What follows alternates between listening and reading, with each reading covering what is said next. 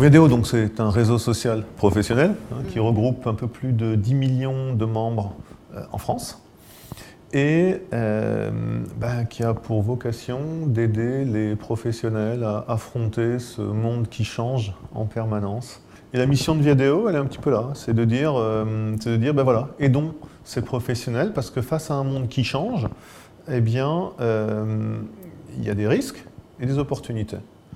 Donnons-leur les outils, équipons-les avec les outils qui vont leur permettre d'affronter ce monde qui change.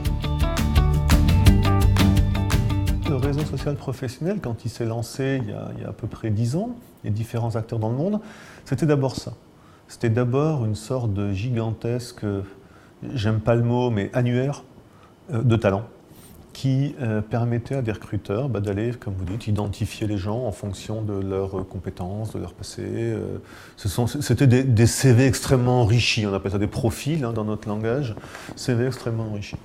Aujourd'hui, nous, ce qu'on ressent, c'est que c'est en train d'évoluer, c'est en train de changer, que ça ne suffit plus l'identification des talents, qu'il faut aussi permettre au dialogue de s'installer entre ces talents et les entreprises.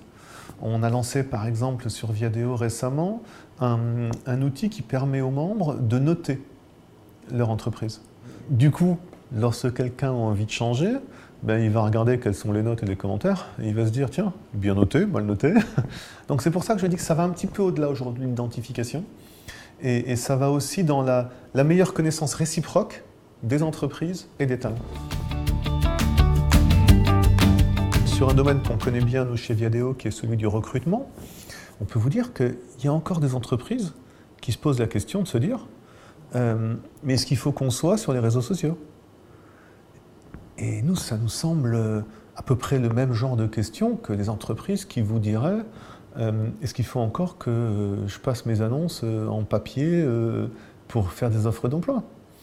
Donc on a l'impression qu'il y a eu une première révolution au moment de l'Internet, qui a mis des années à se mettre en place, où on est passé en gros des annonces journaux aux annonces en ligne. Et aujourd'hui, ça va au-delà de l'annonce, ça va dans ce que je disais tout à l'heure, ce dialogue qui s'instaure entre les entreprises et les candidats dans le cas des RH, mais c'est entreprises et les clients dans le cas de la grande consommation, enfin on peut décliner sur tout. Et on a vraiment ce sentiment effectivement que ce train de la numérisation, il n'a pas été pris par tous à la même vitesse. Et je pense que c'est inéluctable, évidemment. Je pense que ces entreprises doivent s'y mettre et doivent s'y mettre vite.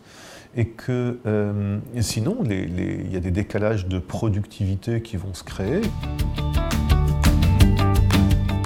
Il y a plusieurs points que j'aimerais évoquer. Le premier, c'est qu'effectivement, le monde a changé. C'est-à-dire que moi, je me souviens que quand j'étais à HEC, donc en 87, quand je suis sorti d'HEC, j'ai fait la majeure entrepreneur. À l'époque, ceux qui faisaient entrepreneur, c'était les glandeurs. Aujourd'hui, c'est les stars qui font entrepreneur à HEC. Donc il y a eu un véritable changement de mentalité.